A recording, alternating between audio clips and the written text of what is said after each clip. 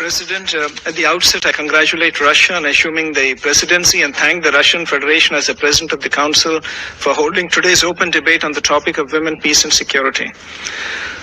I thank the Secretary General and other briefers for their presentation as we gather today to mark a quarter century since the adoption of UN Security Council Resolution 1325.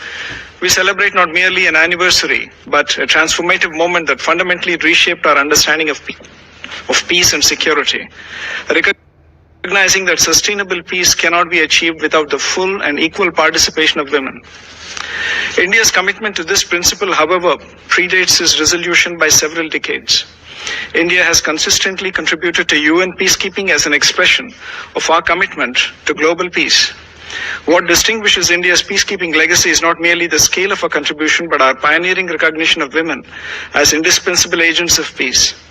As early as the 1960s, much before the adoption of Resolution 1325, India deployed women medical officers to the Congo, making one of the earliest instances of women serving in UN peacekeeping operations.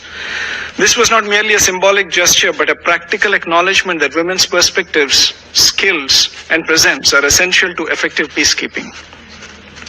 This early commitment found its more pronounced expression in 2007 when India deployed the first ever all-female formed police unit in the history of the UN to Liberia. This groundbreaking initiative went far beyond enhancing security. It catalyzed a transformation in Liberian society, inspiring local women to join law enforcement and participate actively in rebuilding their nation.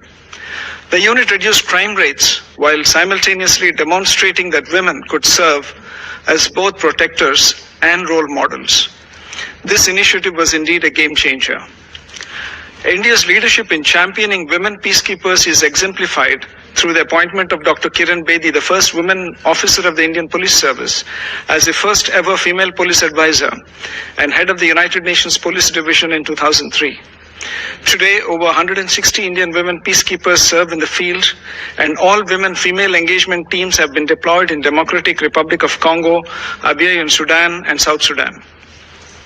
The recognition accorded to Major Suman Gawani, who received the UN Military Gender Advocate Award in 2019 for her work in South Sudan, and Major Radhika Sen in 2024 for her contributions to the Democratic Republic of Congo, are testaments to India's unwavering commitment to the WPS agenda.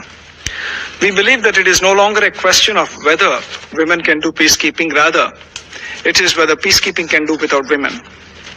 Through these deployments, India has demonstrated the profound impact of women peacekeepers in peacekeeping operations. They build trust in communities, give hope to vulnerable populations, particularly women and children. Most critically, they help address gender-based violence and ensure that peace processes reflect the needs and perspectives of all segments of society.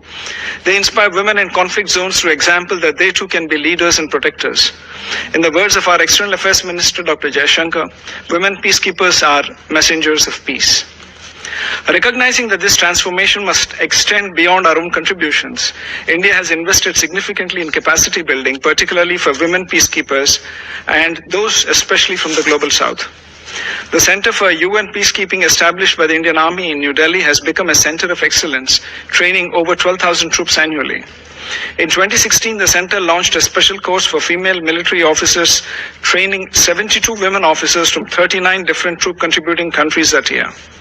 This flagship course equips women peacekeepers with essential skills in operational planning, protection of civilians, prevention of sexual exploitation and abuse, and gender-sensitive leadership. We have also dispatched mobile training teams to several nations worldwide.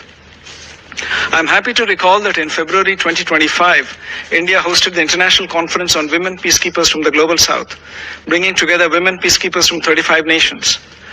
This two-day gathering examined the evolving challenges facing women in peacekeeping operations, from addressing sexual exploitation and abuse to leveraging technology for enhanced effectiveness. The conference was not merely a forum for discussion, but a platform for developing actionable strategies to increase women's participation and their impact in future peace missions. More recently, in August 2025, India hosted the UN Women Military Officers course, which saw a participation from 15 countries. President, every year we are unfortunately fated to listen to the delusional tirade of Pakistan against my country, especially on Jammu and Kashmir, the Indian territory they covet. Our pioneering record on women, peace and security agenda is unblemished and unscathed. A country that bombs its own people, conducts systematic genocide, can only attempt to distract the world with misdirection and hyperbole.